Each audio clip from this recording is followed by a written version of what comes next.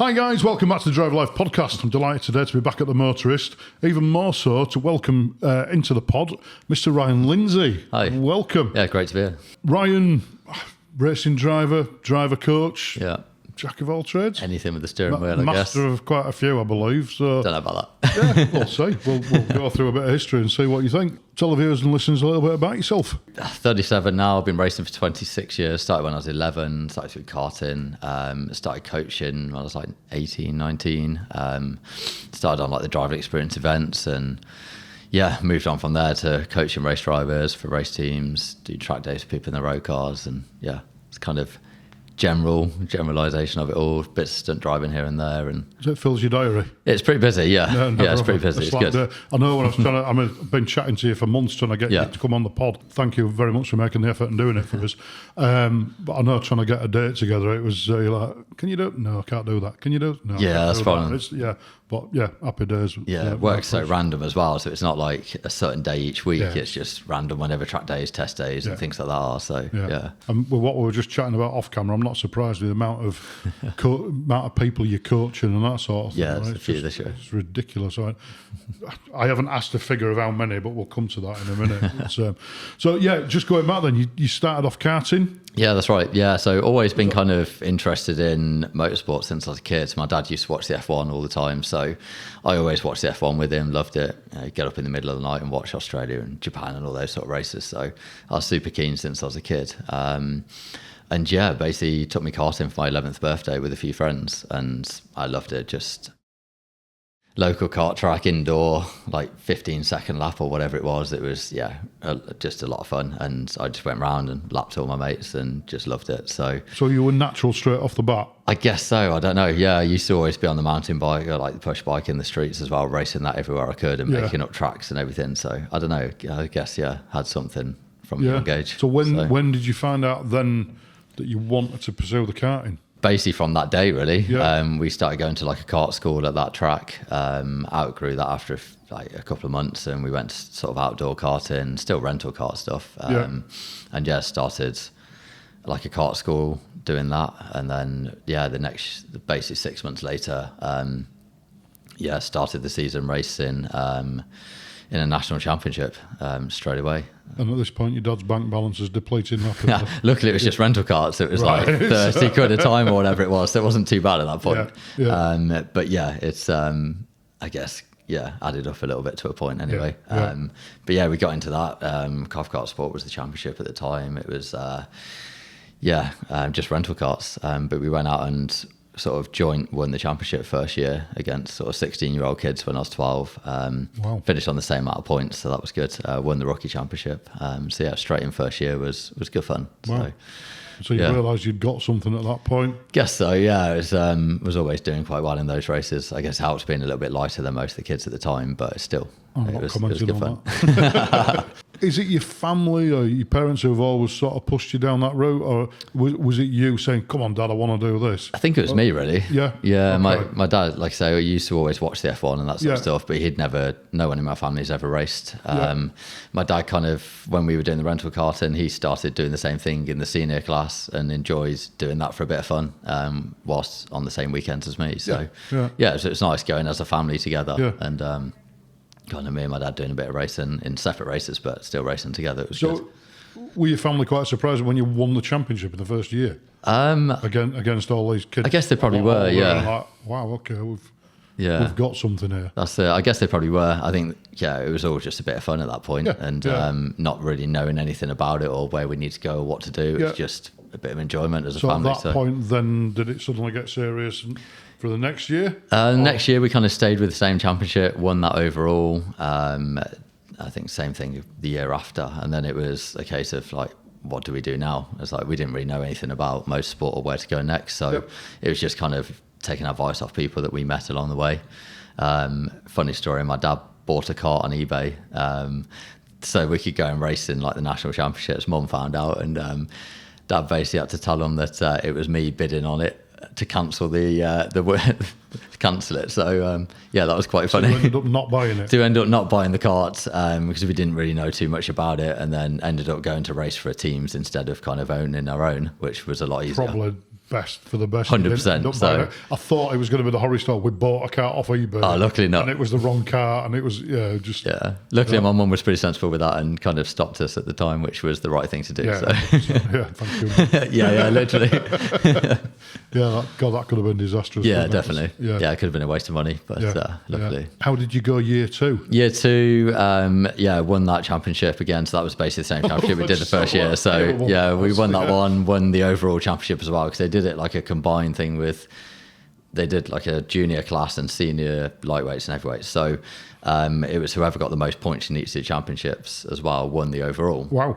So luckily I kind of got more points for winning more races than the seniors as well. So ended up winning the overall championship as well as the juniors. So. And what age are you by this point? 13, 14 area. So won that a couple of years in a row. And kind of moved into the seniors, then kind of won that as well and the overall. And then when I was 15, I think it was, they gave me the opportunity to race a gearbox kart. So it was like the 210cc gearbox kart. So that was quite a big step up, much faster. Can you remember the day? Yeah, that was pretty wild. I think I was 15 at the time. Wasn't allowed to race until I was 16, but I could test when I was 15. So we did a few test days, and these things were like 100, 110 miles an hour on like the short circuits, and I'd only been used to racing like rental karts, had the odd go in a Rotax or a TKM kart at the time, and it was huge. It was crazy, and trying to learn a clutch and pulling away and changing the gears and stuff. It was a lot to learn, but we jumped straight into that, and I think we're going pretty well. First race in that was, I think I was 16 and 4 days or something, so it was like as soon as I could. I think I finished, I think it was 4th overall and won the rookies in that first race, so that was quite good. It was not bad going. So were you and your family starting to think we might have got something here, Yeah, I guess so. We're still not sure where to go with it, really. We're still kind of just talking to people that we knew and met along the way. I suppose if you're a family that has no motorsport background, you don't know anybody in that field, all you're speaking to is people that you meet on a race weekend. Exactly. That's it. And it's quite a limited field of information you've got coming in, isn't it? Definitely. And with us only doing the rental karting, it wasn't like into anything too serious. And then once we were racing the gearbox karts, then it became a little bit more serious with like Super 1, Super 4 karting. Then we were starting to meet a few more people and trying to figure out what to do. We did that for that half a season, did it the year after as well, finished 2nd or 3rd in the championship, I think it was, overall. So wasn't too bad. And then luckily we met a couple of people on the way, and one of them owned a team in single seaters in Formula V, and he offered us a kind of part sponsored, a lot cheaper drive for the year after. So we ended up doing that for 2 years then. So what year was that? So that was 2006, 7 area. Yeah, that sort of time. We 2 years of single seaters. Luckily my teammate at the time, kind of, he paid 10% more than his bill to the team, which kind of part sponsored me.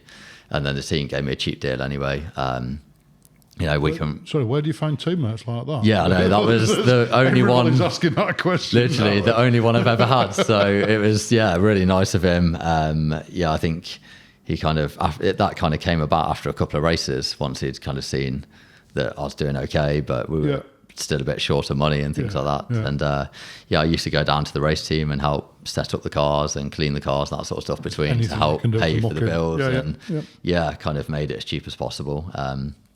So obviously it was still bank of mum and dad kind of funding this, which really appreciated at the time. But the kind of limit on that was probably 12, 15,000 for the year. They weren't normal jobs at the time, so that was as much as we could do. We kind of went without a holiday, went without a few of the bits, and put everything into the racing, which I can't thank them anymore for. Really, it's incredible. So but we did what we could, and they kind of helped to get me to where I am. So how did that season go?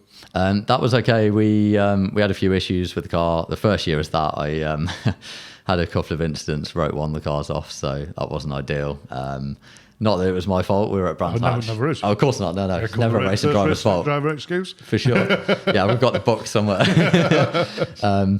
But we it was like 3rd or 4th round of the year. We're at Brands Hatch, and Yeah, I was skinny enough to jump in and out the car at 16 without taking the steering wheel off. So in between the races, the mechanics must have done something to the car. They'd not quite clipped the steering wheel back on properly, and I'd jumped in, never checked it.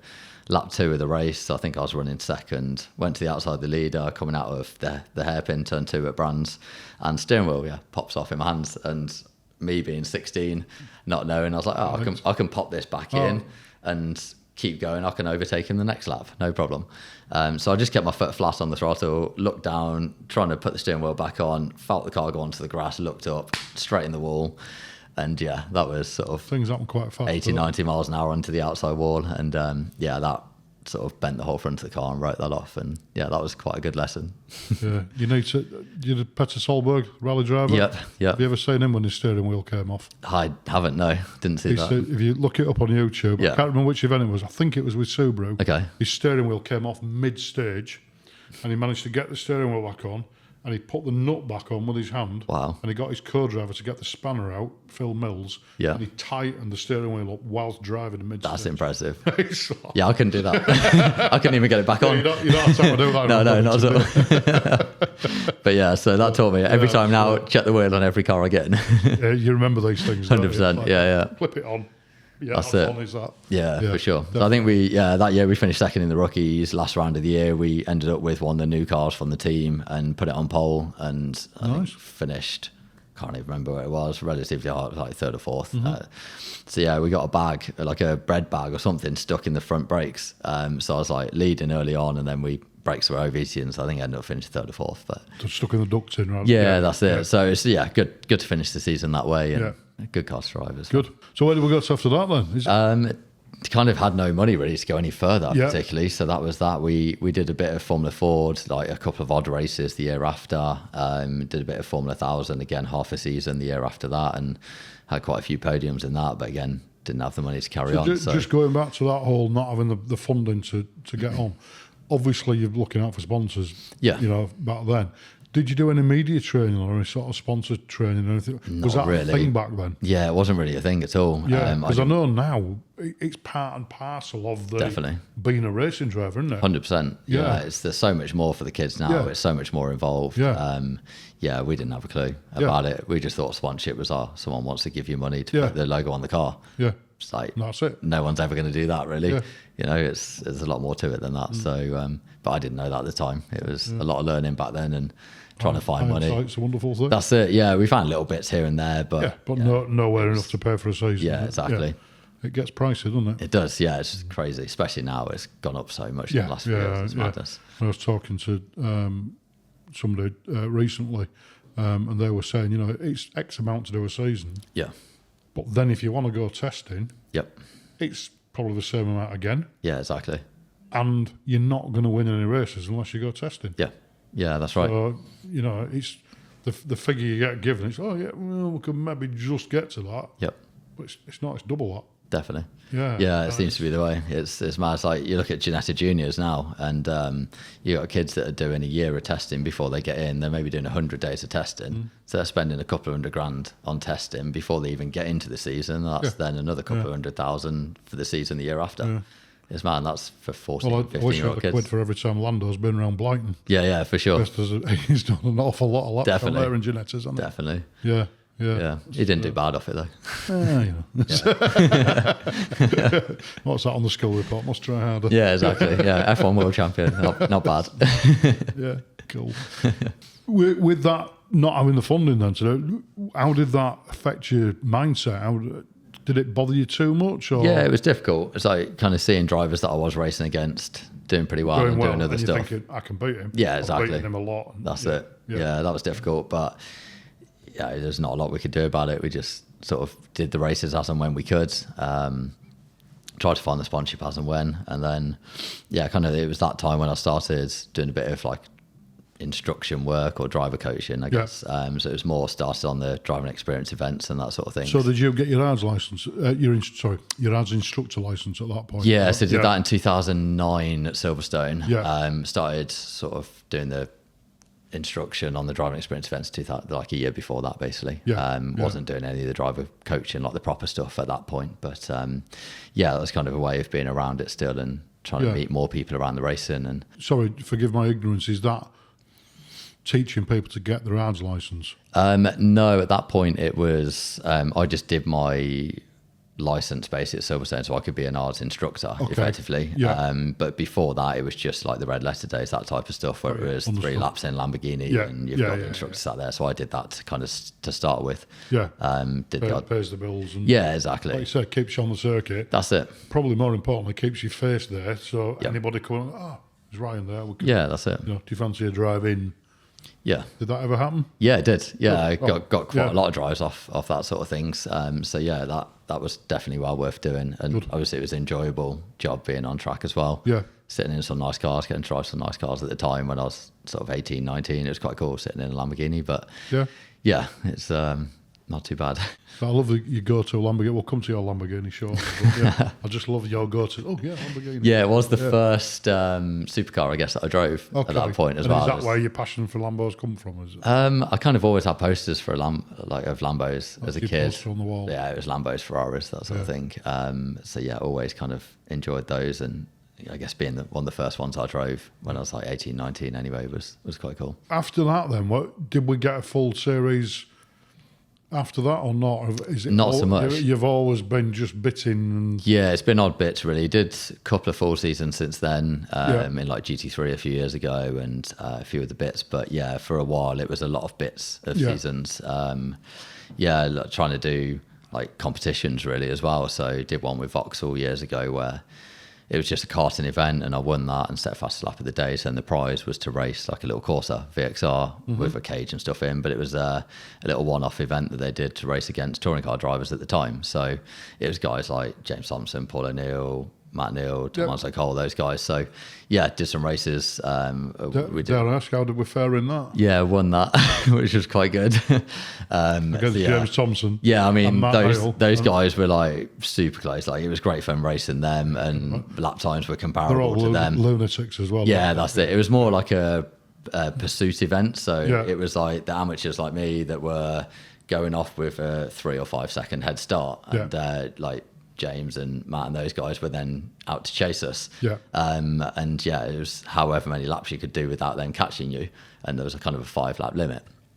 Luckily they didn't catch me. I didn't look at the lap times, but we were very similar together. So it was a lot of fun. That must have been a hell of it was really cool to race with those guys. It was amazing. Out and go, I've managed to. Who knew? I know how competitive they are. So I ran an experience autosport show a few years back, and we had most of the touring car drivers on there. Yeah. And I know how super competitive they are. Definitely. And they wouldn't give you any slack. No, not at all. No, it was great fun. And me and Paul O'Neill still see each other quite a lot. So we still laugh about that. It was great fun. And it was just nice to know that I had similar pace to those guys who, have done some amazing stuff in motorsport. So it was nice to know that. It's always nice to have that reassurance that you're there or thereabouts, and that. Yeah, for sure. Yeah, you always doubt yourself now and again, so it's nice to get that reassurance. Well, actually, I am as quick as them. And that's awesome. Yeah, definitely. Yeah, did bits like that, and then Nissan did one where it was for the launch of the 370Z, where we entered that, and I think over 1,000 people entered it at Silverstone, and they picked 12 from that group. I think it was just like a slalom, bit of a drift, and a timed pursuit course. And luckily I got through on that, and there was like a UK finals, and got through to those, and then got through to European finals, and so that was quite nice really. Again, did you win that? No, I was leading off the start and got hit from behind by the guy that actually won it. Ended up finishing third, so it was a shame really. That kind of pushed me wide and lost the lead, and had to fight back. But it was good fun. It was a cool event. Good. I did another one with, I think Karun Chandak organised a karting event. I did that. First prize was like a tag watch, so ended up with one of those after winning that, which was great. But then Kareem put me in touch with, because he was racing F1 at the time for Lotus, or Caterham it was, the green and yellow team. So he put me in touch with the guy that ran the team then, and they kind of brought me onto their F1 driver program for a year, which was really cool, like dealing with Alex Young, who was running, obviously ex-F1 driver, who was running the driver program at the time. We were trying to find the funding with them to try and do F3. And yeah, that big uphill battle. Yeah, it was pretty huge. So trying to find that, and then unfortunately the team pulled out of F1 at the end of that year. I think that was like 2011 or 12 area. Yeah, about that. Something like that. So then that was kind of the drive program done.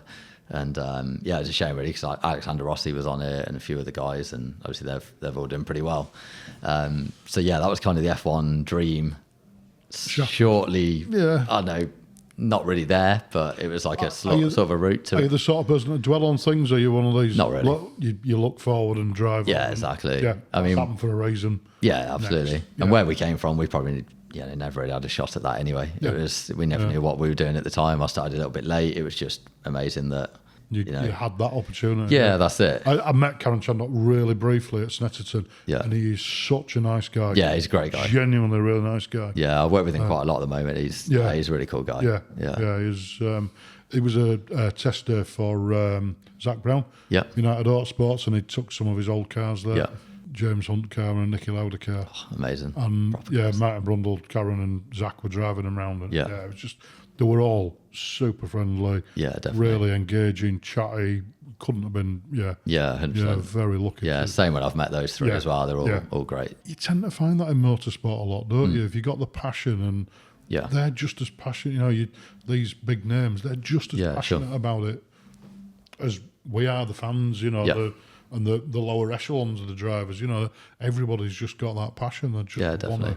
You've all got something in common, exactly. So it's great. Yeah. Did we get any more contacts out of that, the F1 experience there? Or did we get anything that led on from that? Yeah, never really got that far. It was only kind of maybe just under a year that was involved with that a little bit, and it was kind of a bit of the media, the sponsorship training, the sort of fitness stuff. It wasn't really any drives that came from that. It was kind of aiming for the year after of starting to get that sorted with the funding. Did that give you a different mindset though, with, like I said, with the whole media training, the fitness, and you just give you a whole new outlook? Yeah, 100%. Yeah, open eyes to a lot of what needed to be done. I guess we didn't know early on, so it was a learning every time. Like, every day was learning something new. So do you think you were reasonably fit before that?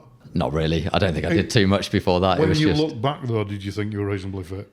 Probably not really. I don't know. I guess I did. I was just, maybe like 16, 17 at the time. I was, doing a bit around school, doing all the sports, doing everything I could. I thought I was fairly fit enough. But so now how many hours a week do you spend in the gym now? Oh, nowhere near enough. Nowhere near enough. Too busy on track most of the time. So you kind of keep fit, I guess, being in car quite a lot. But I don't really get time to go to the gym too much. I do need to for sure. Get out on the mountain bike now and again, but definitely not enough. Not much fit. No. I admire your honesty. That's brilliant. Yeah. Because I'm in the gym, like 3 hours every day getting ready. Anybody rings, I'm ready to go. Yeah, I ain't got time for that.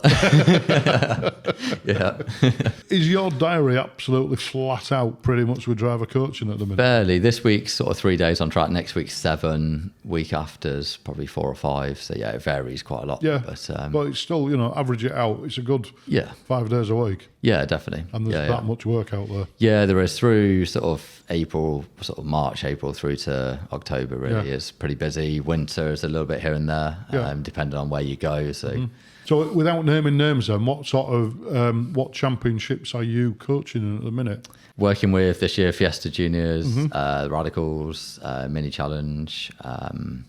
What else have we got? The Senior Fiestas, the Porsche Cayman Sprint Challenge. I've got drivers that I've worked with in F4 and GB4 and things like that. So quite a lot of different things. So have you done anything with this Porsche Super Cup? Not the Super Cup, but more the Sprint Challenge, so like the GT4 version. I've got a couple of drivers I've worked with in that the last few years. Is that a good series? Really cool. I've often looked at that. I thought, it's it's good. Cars are fun. A little bit different to drive, but they're great fun.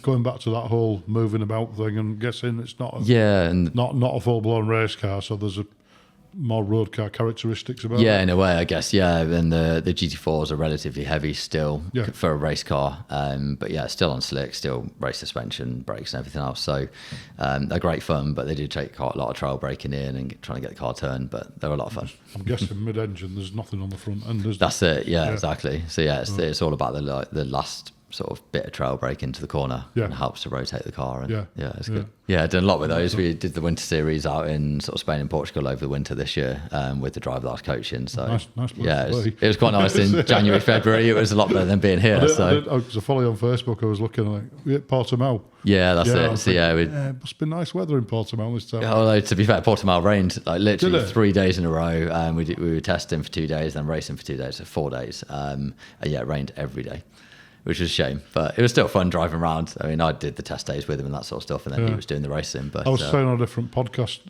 with Paul Ripley, we were talking about driving. I love driving in the wet. Yeah, I just think it's more of a challenge. Yeah, definitely. I like that, unpredictability. Yeah. And I like that, you've got to be on your A game. Yeah, definitely. I mean, I wouldn't say anybody can throw a car around a corner in the dry, but, there is a lot more to it in the wet. There is. And, trust me, I'm not professing to the best at it, but I do like that. I think it's more rewarding when you get it right. Definitely. A quick note, if you're looking for something to do this weekend, head to carevents.com and discover car events near you. Out of all the people you coach, how many people would you say, the percentage-wise, how many people do you say are good in the wet? 30-40%, I guess. Okay. But then a lot of these guys are still learning through it, still quite new to it. Especially the juniors are all still pretty fresh to it. We end up sitting in car with them quite a lot. And most of them British drivers? Most of them, yeah. So you think growing up in the UK, they'd be quite good in that? Yeah, exactly. Yeah, quite a few of them are from karting, like some of the younger lads are. But then some of the juniors that I work with this year have never done karting. They've gone straight into Fiesta juniors. And it's a lot to learn. That, like 14, 15-year-old? Yeah, that's right. So 14 to 17, basically. They can race in that. So they're literally gone straight into that from no background in motorsport. Yeah, exactly. And these things are like, still young kids driving a car that will do 100 miles an hour with normal manual H-pattern gearbox and everything. It's a lot to learn. So 1,000 kilos of weight to try and get around a corner. So it's hard enough in the dry, let alone in the wet for these guys that are learning. So it sorts them out from the boys, doesn't it? Yeah, 100%. Definitely. Yeah, and it's great seeing the progress of them as they're learning. It's really rewarding. I must admit, I think that's probably one of the best bits about your job. Yeah. To get a race win from somebody who's complete novice and never done it must be so rewarding. Yeah, 100%. It must give you such a buzz. Yeah, that's the best bit. And working with drivers that won championships as well is kind of another level on that. But seeing the kids progress and win races and get podiums and everything, it's the best part, really. That leads me on to then, are you more than happy doing what you're doing, or would you prefer to sit in that seat? Definitely prefer to sit in the driver's seat, but I love the coaching. It's it's a lot of fun. It's, as you say, it's rewarding. It's a lot of travelling around, a lot of sitting in different cars all the time and being at the tracks and around the race meetings and race weekends. So, and obviously drives do come from that.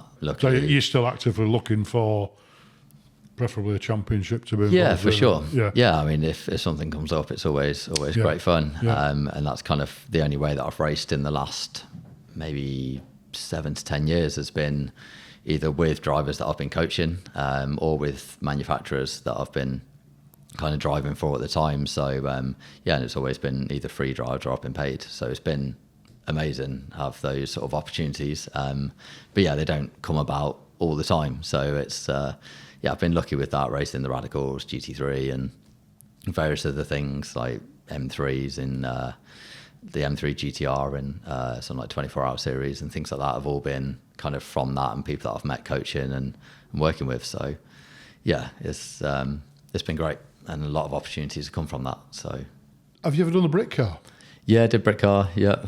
How did we go? What were we racing in that? So done it in a M3 GTR and a sort of narrow body M3. But these things were sort of stripped down and proper built things. So they were mega. But I did that years ago. I can't remember the year now. It was a little while ago. And then when they set up the British Endurance Championship, it was still kind of under the brick car umbrella.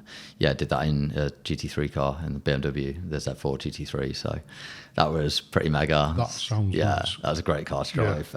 So it's a slightly older car at the time. It was maybe 8-9 years old. The year that we did the full season, racing against some of the newer GT3s, but they were a little bit quicker. But it was great fun. I think we finished second in the championship that year. So That was great. Yeah, a really fun car to drive as well. So I'm guessing, I was going to ask you, what's your most favourite car you've driven? And I'm guessing by the smile on your face, it's going to be GT3. Yeah, the GT3, the Z4 is definitely one of the best sounding cars that I've raced for sure. Handling and just fun-wise, the Radicals are great. We were chatting before we started recording. You were racing a Radical last weekend. Yeah, literally 2 days ago. Yeah, 2 days ago. Oh, yeah, Saturday, Sunday. Yeah, that was a lot of fun. That all came about basically because the guy that I was coaching still got long COVID, so he struggled to do more than sort of 20 minutes, half an hour in the car, and the races for 50 minutes. So yeah, we were doing the test day, and halfway through the test day, he just asked me if I wanted to do half the races with him, which was amazing. So how long did it take you to make that decision?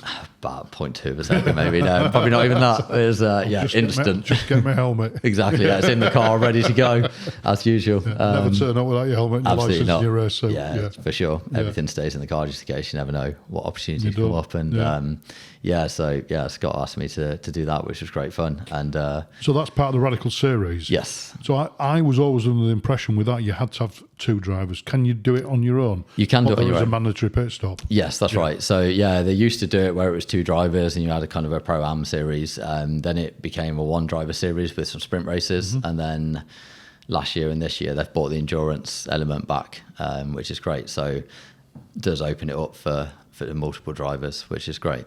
So it does give sort of guys like me an opportunity to hopefully get back in now and again. That's been a lot of fun, really. I jumped in the car after I did, I think, 10 laps around the Indy circuit on the Friday in the afternoon after he'd asked me to sort of do the race, and then qualifying. Unfortunately, I had an issue with the car, and then so I jumped straight into the race. Excuse number 2. Absolutely, always got to do the excuses. Got to get them out there early on, and jumped straight into the race. First time driving the car around the GP circuit, and literally halfway through the race, jumped in. And how did you get on? It's going all right. We kind of won our class, so that was decent. It was. I think we were like 8th or 9th overall, which wasn't too bad, really. Class win. Absolutely. Yeah. It was like my guy who I was racing with, it was his first race in the car. He'd raced for a long time, but like didn't know the car particularly. So, so he's still learning, building up, and it was good fun. Nice. That's the main thing. Yeah. As I mentioned earlier, a friend been nattering about Radicals, and it does look a great series to compete. Definitely. A good bunch of people on it as well. Yeah, it is. Yeah, there's a lot of guys that have done it for a long time. So I worked with one of the guys a couple of years ago, and he's raced Radicals for like 15 years now. So a lot of people do just get to those and enjoy them. I think there's not much that you can do for the price that's any faster. So yeah, they're a great car. Yeah, a lot of fun. I've done quite a few track days when odd Radicals appeared, and you think, wow. Yeah, definitely. I was just happened to be at Blighton, and a guy very kindly said, "Oh, do you fancy going this?" An SR3. It was that 0.2 of a second. I'll just get my helmet. Yeah, exactly. Wow. Just absolutely loved it. Yeah, you almost have to like detach your brain and realise you can brake much later than you think and enter the corner way faster. As we were saying earlier, you have to recalibrate your brain. Yeah. Because where you think you need to brake, you're probably pulling another gear. Yeah, definitely. Yeah. And you're going another 50, 75 metres before you even have to think about pressing the brake. Yeah, absolutely. And you can turn and carry so much more corner speed. Yeah. And it's, I just love that. Yeah, it's mad. It's like Brands at the weekend. It's great. It's like Paddock Hill. I mean, the Radicals aren't that fast in a straight line, particularly. You're 140 sort of top speed. But you're approaching the corner around that sort of speed. But Paddock is 100 miles an hour, 105 miles an hour minimum speed. So you're barely braking for it. Drop a gear and turn it. Literally, it's 5th gear and go. Yeah, and it's amazing. And most of the cars are, a couple of gears down, a bit more braking. Yeah. You just don't need to do it. Literally. I think I need to work on my neck muscles. They get a bit of a workout, neck and shoulders, I normally do before the motorbike season. I normally do a little bit of neck working out for putting a helmet on. But I think a Radical's a whole different level. So what's the one car that you would love to race that you haven't been in? Good question. Sort of like prototype stuff that I haven't been in really. So like actual racing wise in like an LMP3 or that sort of stuff upwards would be amazing to have a go with. Luckily the Radicals little kind of version, so kind of used to how they feel, driven the LMP4s last year. Lucky to have a go in one of those at Spa, so that was great. But yeah, like racing wise, I'd love to race sort of the prototypes and things like that. And the new generation GT3s, like they look incredible. So they're sort of a big step up of the GT3 that I raced. So I've been in a GT3 Manti road car, and I mean they're just that's it. That's just a road car. That's it. Yeah, they're great as they are. What the racing cars like, I just it's another level. Yeah, I can imagine. Yeah, and phenomenal. You mentioned Spa there, like your favourite circuit? Yeah, I think so. Yeah, definitely. Yeah. Spa, Portimao, really cool. So you like the fast circuits? Yeah, fast sort of flowing circuits are great. So Silverstone, UK favourite? Silverstone in a high powered car, or like, you know, a fast car with some aero. Silverstone GP circuit is really good. Like the GT3 car around there was great. Something like Donington in the Radical is mega, the national circuit, because it flows really well. Some high speed corners there. Alton Park, Cadwell, still two of the best circuits in the country as well. Cadwell's my favourite. Cadwell's epic. Country mile. Yeah, definitely. Yeah, just the technicality of it is just absolutely love it. Never had a perfect lap there. I'm a very poor track day expert, but yeah, it's just so frustrating because you never get that perfect lap. That's it. You never hook it together. And it's so narrow, it's tight, twisty. One corner leads into the next quite a lot. It's great. Damp under the trees there. And absolutely. It's changed next time round. Racing the single seaters there was fun. So those things around there were pretty wild. Yeah, can imagine. That'd be fun. Yeah. So what about Thruxton? Do you like Thruxton? It's all right. It's not too bad. Never been a huge fan of Thruxton. Okay. It's quite fast. Right. Yeah, it's fast, but it's kind of bumpy. It's not the most entertaining of tracks in a way, for me anyway. I've raced there a few times. I had quite a large crash in the passenger seat there 2 years ago. So that was quite fun. In Thruxton? Yeah. We went in the wall quite hard, 100 and something miles an hour, chipped a tooth, broke a rib and damaged a vertebrae, so that was good. But part of the job, really. Unfortunately. I get it. You got a good medical. Kind of need to. It's hard to get it. That's the problem. It's hard to get the life insurance and everything. So, what do you do for a living? Denied. I get in with somebody different every day. And, I've no idea what the driving is like. That's it. Yeah, exactly. No control, no pedals my side. So it's a risk every day. I teach learner drivers on a daily basis. Okay, yeah. I've got dual controls. Yeah. I've got a safety net, you know. Yeah, sure. No, you haven't, have you? Nothing. No, there's no dual controls in the race car. It's just me talking to them. And I bet half the time you can't even reach the steering wheel strapped in, can you? Not in some cars. Some you can get to it, but then you can only kind of pull it so much. Yeah, you've only got so much input. That's it. Yeah. So it's... Yeah. So, you're brave, man. Or stupid. Don't know which. So I'm trying to get this in my head because most racing drivers are the worst passengers in the world because they are complete control freaks. Yeah, sure. So how would you find being in the passenger seat? Not too bad. It took a little bit to get used to it. Early on, I guess, doing some of the driving experience events gets you into being in the passenger seat. And then I did, worked at Palmer Sport and some of the other places like that, where you're actually pushing people on for lap time in a race car. But you've got dual controls, so you could sort things out, but it gets you used to the speed. And then kind of moving on once you start driver coaching and doing the proper stuff with the race drivers, and you've got no control and it's all on your voice.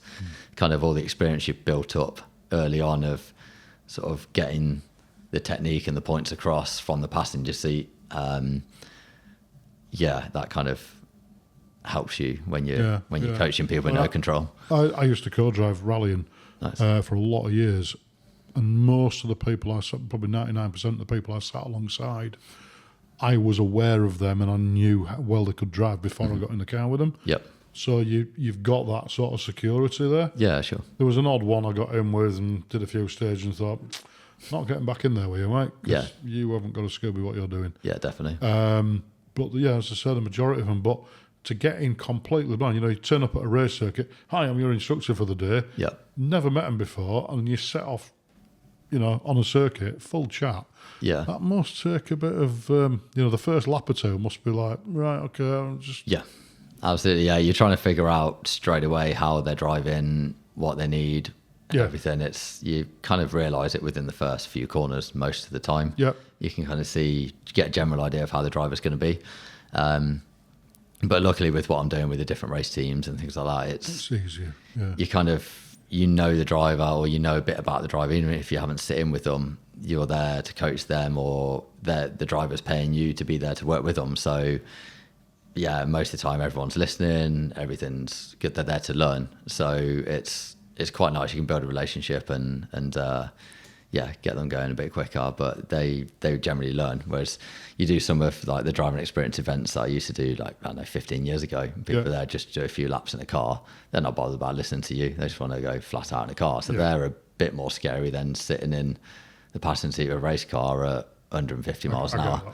So which do you think are the easiest drivers to improve? The faster drivers to make them slower and smoother, or the slow and smooth drivers to make them faster?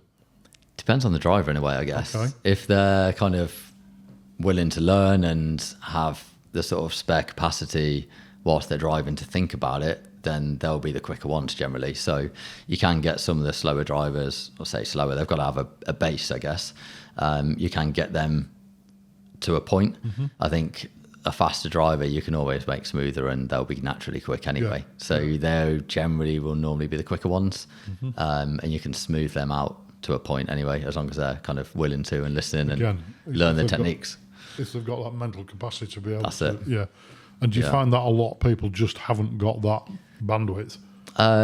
Yeah, some people do, for sure. Yeah. Yeah, you get there's I guess a percentage of drivers that can, and they'll always be the quicker ones at the front, and then everyone else will be kind of there or thereabouts, or the mid-pack. Yeah, that's it. And work with quite a lot of drivers that are there just to enjoy it, that aren't as worried about winning, but still want to do well and do their best. But yeah, so you get a variation of drivers. Like some of the kids always want to win, whereas some of the older guys that have made a bit of money and want to do it for fun, they're just there to enjoy it. So you get a lot of different people to work with as well, which is nice. So is that a question you ask them from the outset? Where do you want to be or not?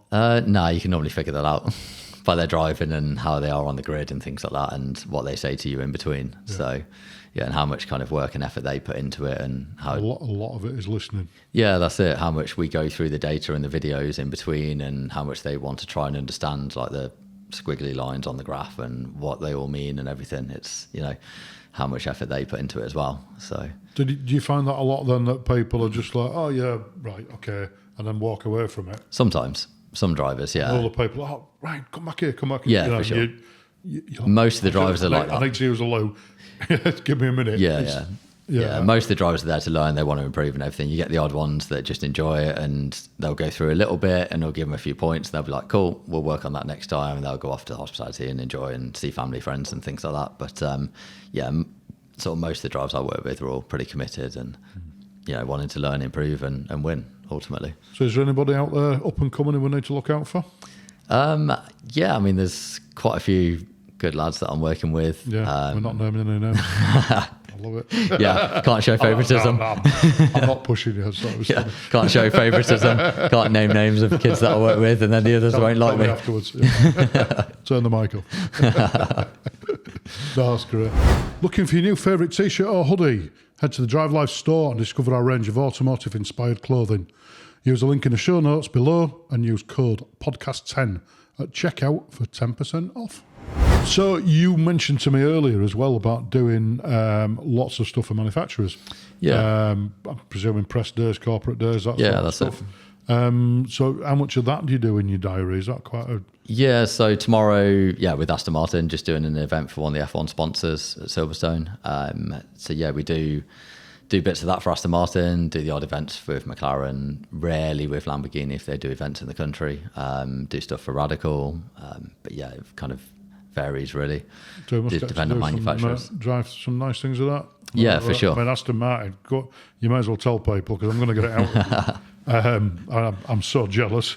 What have you been driving recently for Aston Martin? A couple of weeks ago, we did an event at Silverstone with the first guys that took delivery of their Valhallas. So yeah, that was pretty cool. Put a smile on your face. Yeah, definitely. Yeah, they're a great car. I think it's one of the best cars that Aston have ever made. They drive so well on track and properly fast. So yeah, it's nice just sitting with people that have just bought them and teaching them how to drive it on track and the different characteristics of the car. So yeah, that's a lot of fun. So just off the flip side of that, do you think people who buy cars of that ilk should have some tuition before they take delivery of the car?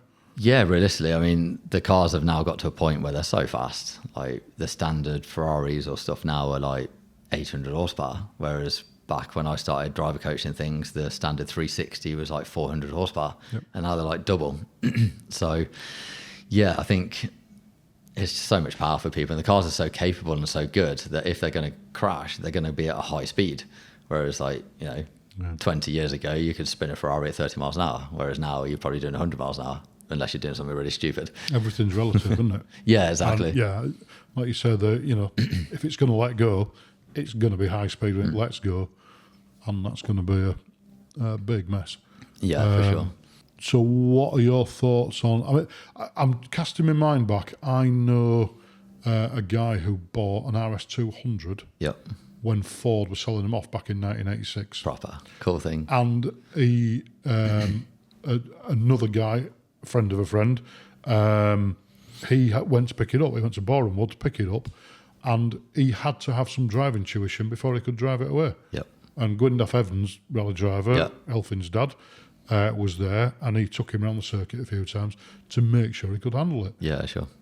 And I'm a great believer in things like that today. Yep. I think manufacturers should, if you go and buy a McLaren or a Ferrari or Lamborghini, whatever, I think it should come with a package whereby you need to go do some tuition with it. Yeah, definitely. Because they are just monstrous things. In reality, a 25-year-old lad, done well for himself, however, I don't know, made some money on Bitcoin. Yep, football or something. Yeah, he could go out and spend £1 million on a new car, 1,000 horsepower, take it down the road with his mates in and just spin it into a brick wall. Literally, so easy. Yeah. I mean, I've driven some fast things and I've got a bit of experience, I won't say tons, but enough to know you have to be careful with them. Definitely. And they will bite you. Yeah. These kids, you just think, we were mentioning earlier about Lando Norris's F40.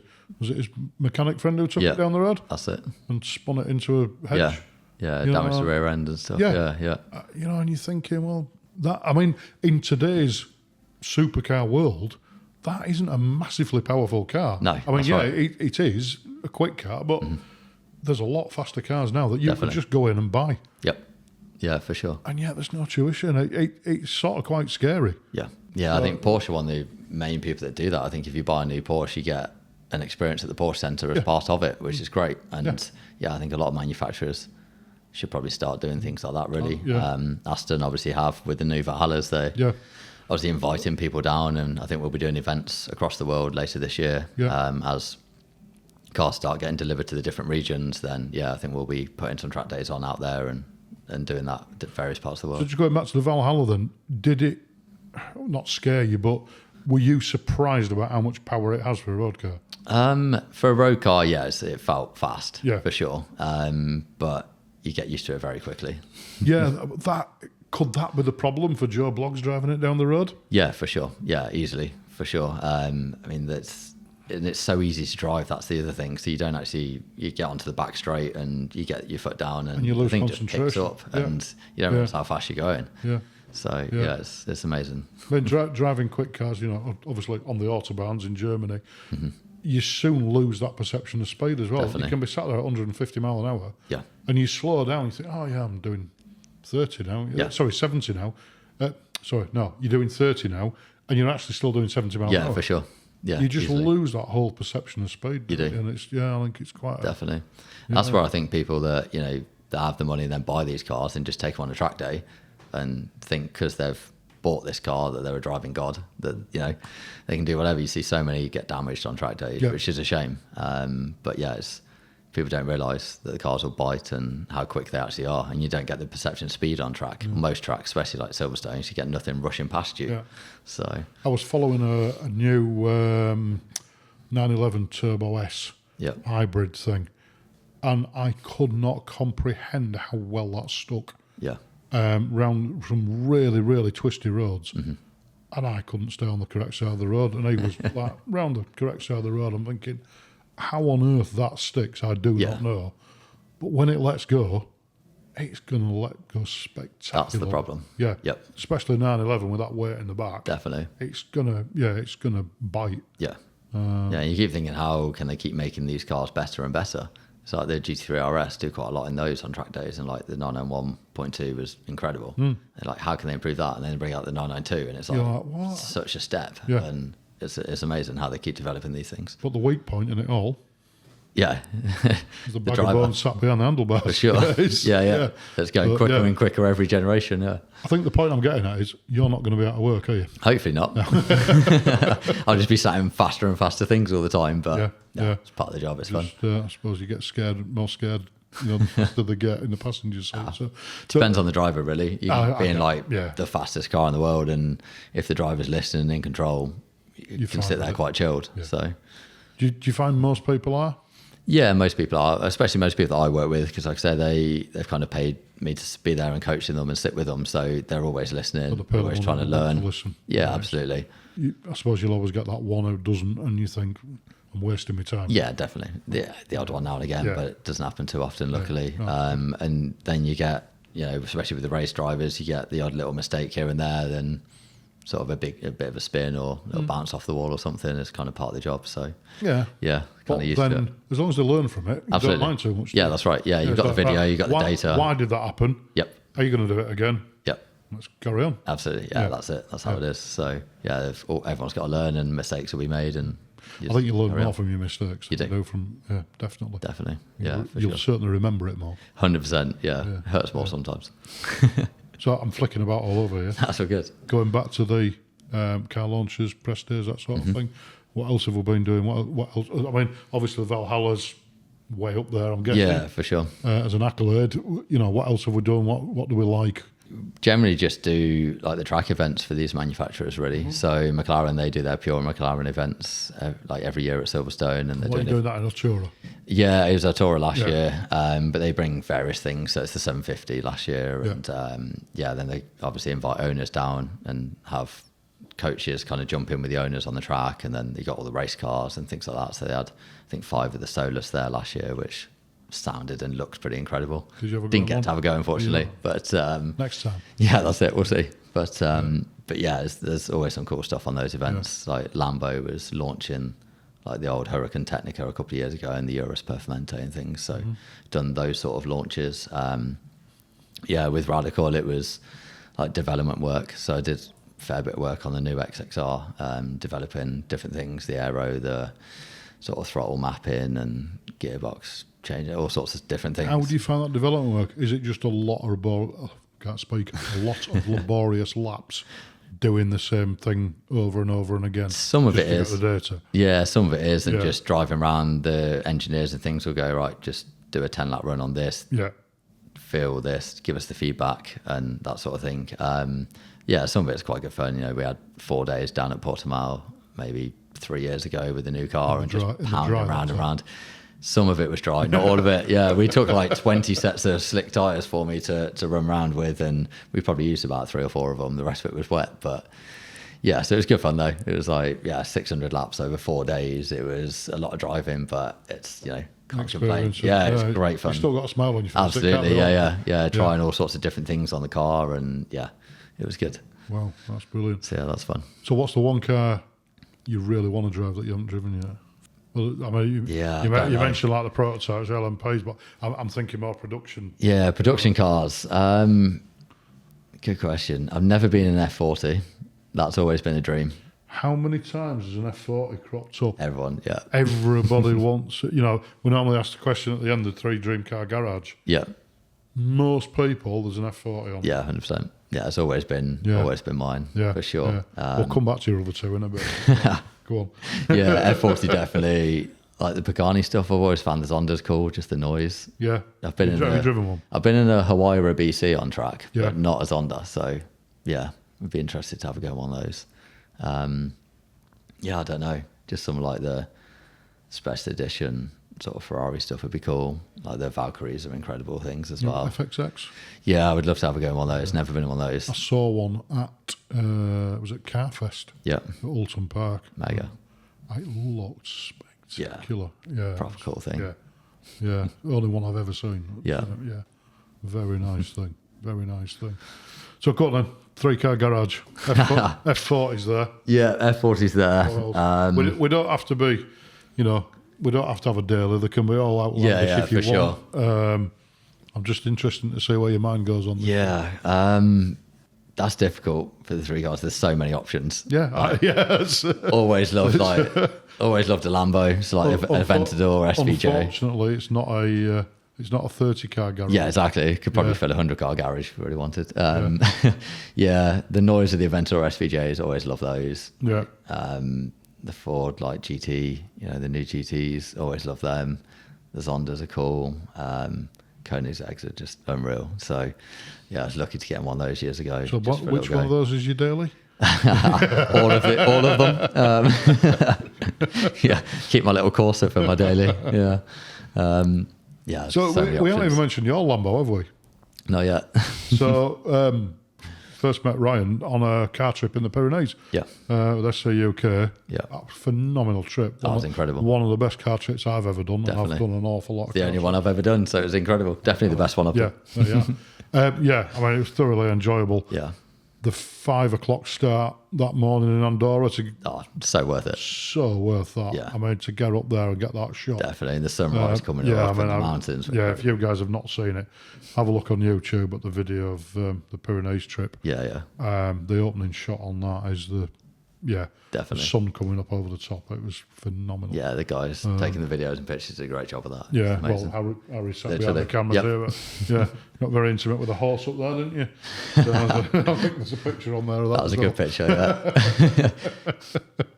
So how long have you had that Lambo? That one I've had for 10 years now, almost. Yeah. Obviously like it. It's been a while. Yeah, it's a cool thing.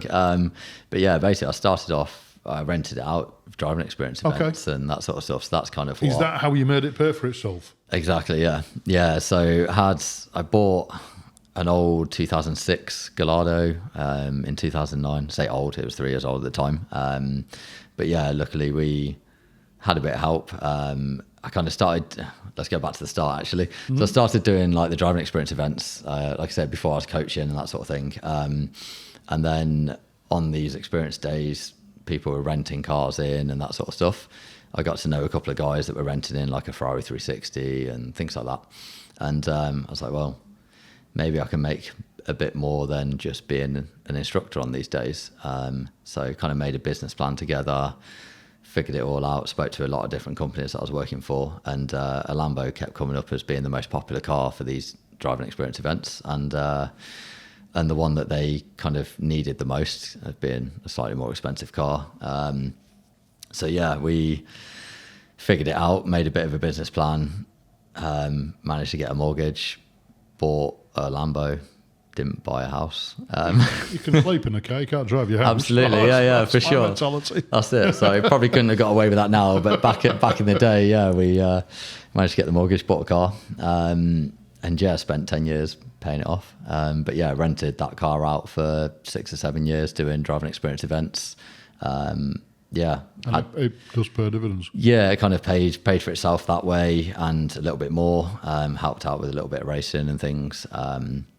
But yeah, had obviously all the maintenance myself, so that was nice and expensive on tyres and brakes and gearboxes and clutches and things. But yeah, it was a cool experience. And I bought the first one 2 weeks before my 21st birthday, which was quite cool. Wow. So insurance was ridiculous. Yeah, I had to get a trade policy because I couldn't get a normal insurance policy. I was just going to say, I'd love to have a fly on the wall of that conversation. Yeah. I'm 20 years old. Yep. I've just bought a Gallardo. I'm going to let loads of people I've never met before drive it. Yeah. Will you insure me, please? Yeah, basically that was impossible. So insurance on the track was impossible. So I basically just had to take the risk. And I sat in the car in the passenger seat trying to look after it. Did you have a kill button on it? I didn't have a kill switch at that point. No, I eventually put a brake pedal in, the one I've got now. Yeah. When it was on track. But yeah, that one never had anything in it. So that was, a bit of a risk. You don't get the reward without the risk, do you? No, that's it. That's it. Yeah. And I think, I was quite lucky. I think I was probably the youngest. I think I was told anyway that I was the youngest Lamborghini owner in the country at that point, which was quite cool.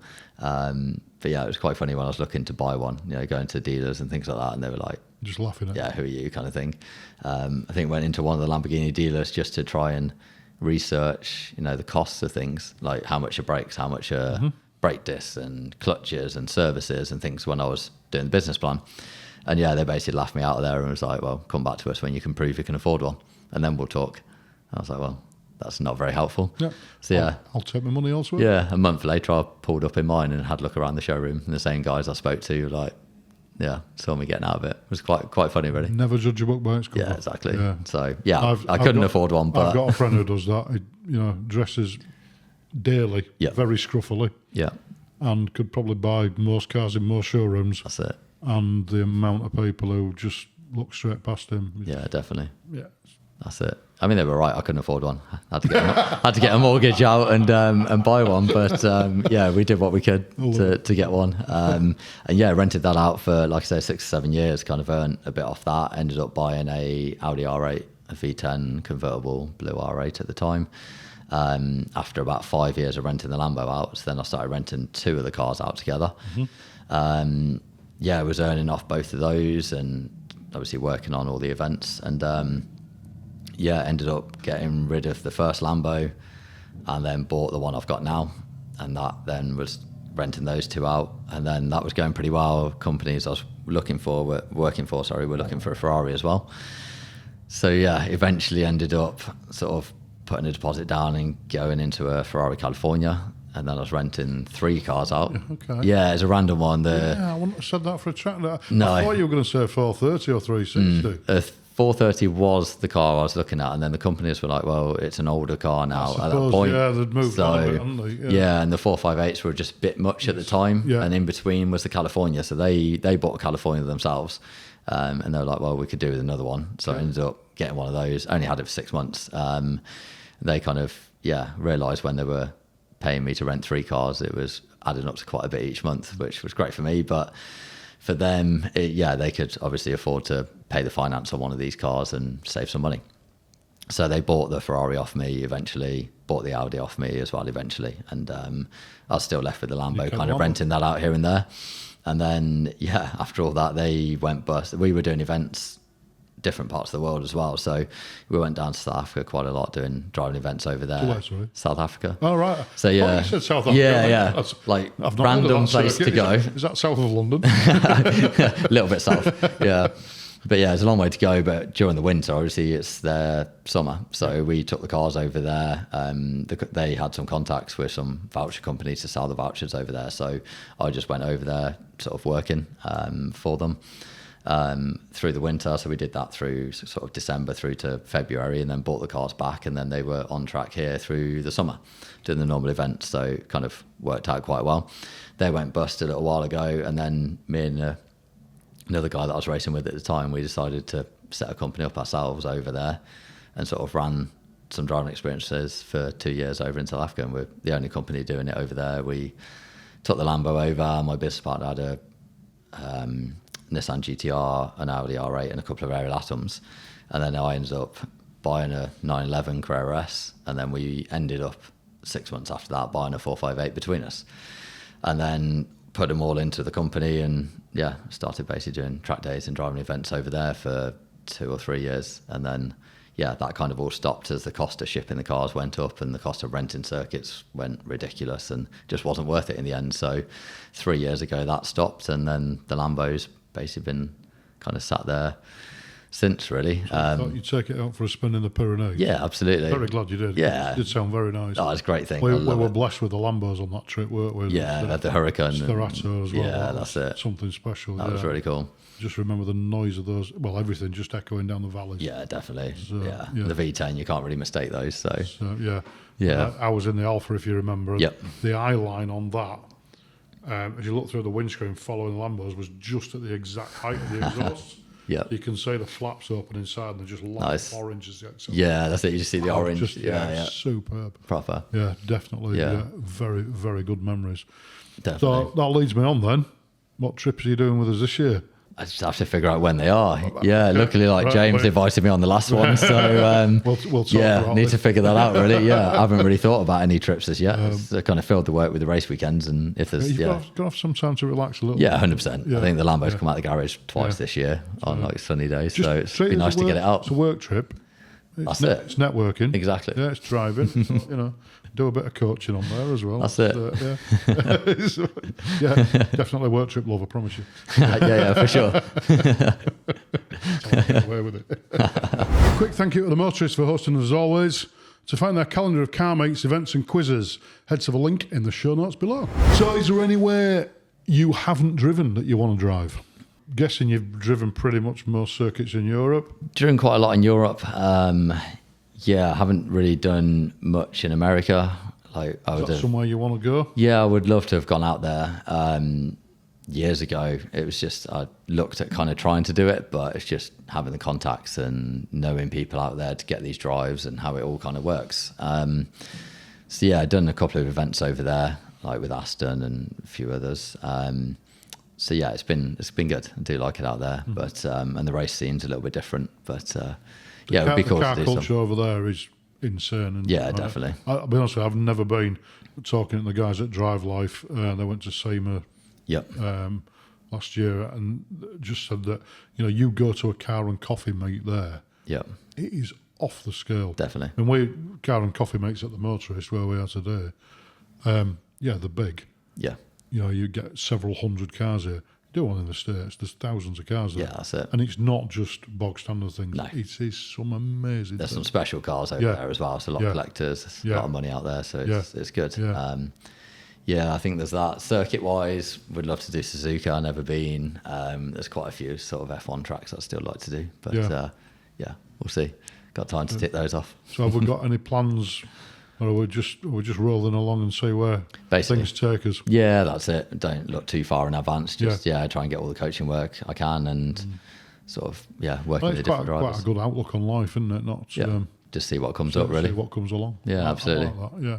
No, that's good. Yeah, good. Different things lead to different things. It's like working for one of the race teams a while ago. That's where I met James, and then we've done a lot of track days together. James is an SCUK and Driver Life ambassador. So, yep. I know you did some driver coaching with him. Yeah, done some work with James, and then he was obviously the one who invited me to the Pyrenees. So which track did you go to there? Was it Estoril? We were at Zandvoort, I think it was. Ah, that was the year in Holland, weren't you? And they came down. That's it. That was it. Yeah. So we did 2 days on track at Zandvoort, and then came and joined us in the mountains. Yeah, I had a flight cancelled from Amsterdam, so we ended up renting a car at Amsterdam Airport, driving down to Brussels, getting a flight from Brussels down to Bilbao, and then we were 2 days behind you guys. I remember. Take a route to catch up, which was good fun. Following James in his GT3 was great. How loud was that car? Oh, so good. Yeah. Following that for a while was very cool. tricked up GT3. And, yeah.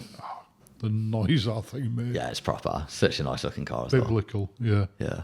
I think there's some shots when the guys put a GoPro on the back of it, and I think. Yeah. I don't know, how did the sound come out on that? Was it a bit overmodulated? Yeah.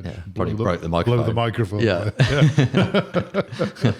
Well, I just remember following that through some mountains and. Yeah, definitely. Yeah, it's like the roads when we came out of, I think it was Andorra, I think the guys put the cameras on my car, and that was quite fun, trying to get that thing sideways around the hairpins. Not on the roads, on private roads, obviously. Yeah, obviously. Closed road. Yeah. It's a good trip. Yeah, that was great fun. Great bunch of people. Definitely. Really, really good mix of cars as well. Yeah, people, the hotels were incredible. It was great. Yeah, very good. So, we'll definitely get you on another one. 100%. I won't say no, that'd be great. What we've got coming up this year, we've got the Dolomites, haven't we, in September? Oh, yeah. I heard a few people saying how good that was the year before. Good trip. So, yeah. I'm doing another one in June in the Dolomites with a private club, if you like. And then we're doing that one again. So we're doing a bit of a recce in June. Awesome. Make sure it's 100%. But that'll be proper. I think is there a place left on it?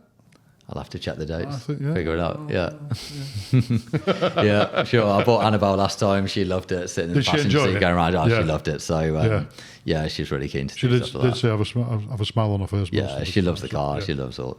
She's been into cars forever. Yeah. So it's amazing. My wife, the thought of doing anything like that, just. She wouldn't even get in the car to set off. Yeah, really. No, just forget it. She's just some better book.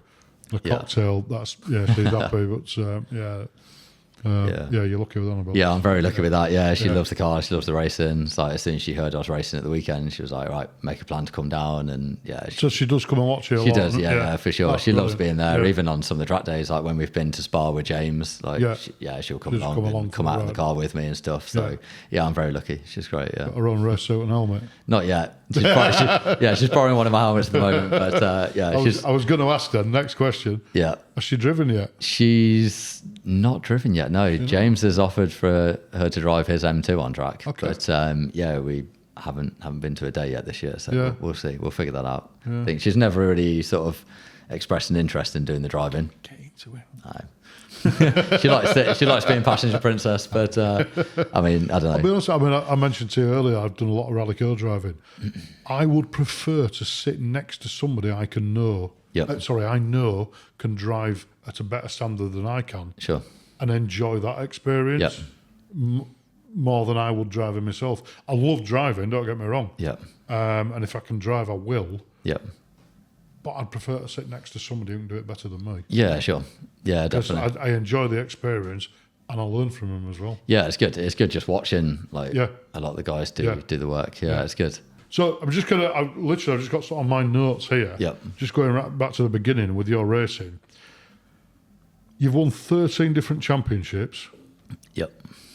You've done 313 races, and out of them, 142 wins. Yeah, from my last count when I tried to work it out, there's probably a few more races now. Yeah, it's not too bad. A lot of it was in karting, wasn't a lot in karting, but still. It counts. Yeah.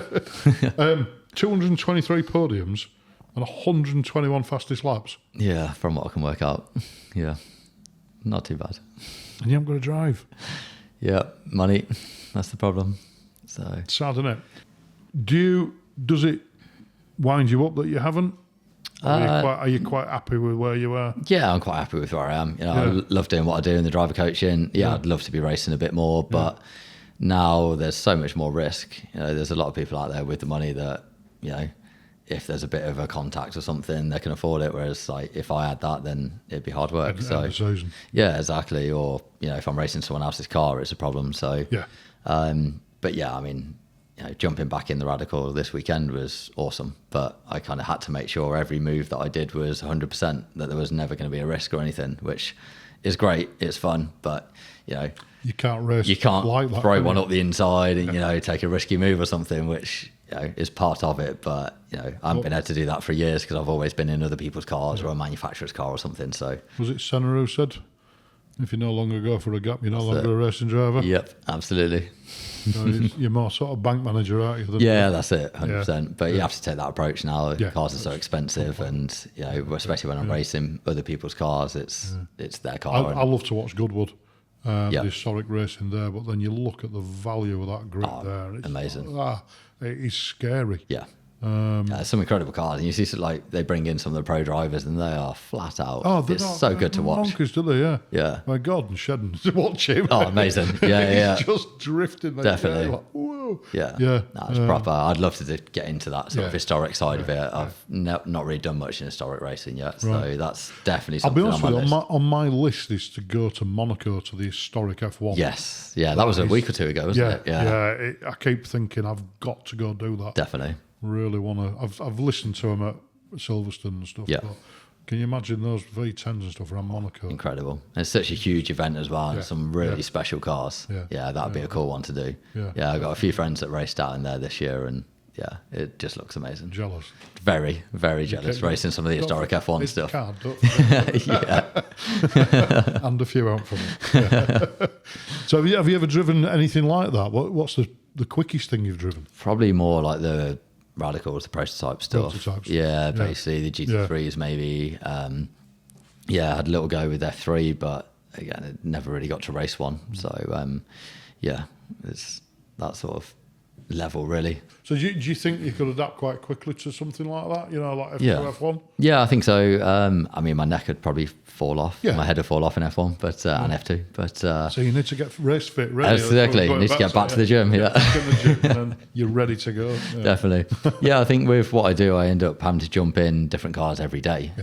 So you get used to adapting quickly and knowing the different sort of characteristics and nuances of each different car. So yeah, you do get to jump in and learn a lot, which is great. So have to adapt quickly. You're quite good at feeding back to the engineers and mechanics and learned that over the years. Took a bit of time to get a feel for that, and you know, still learning every day with the different things and different feelings of a car. So yeah, it's every day you're still getting on track and learning. And obviously every race mechanic tech's different. Yeah. So you've got that to definitely adapt to and overcome as well. Yeah, for sure. Yeah.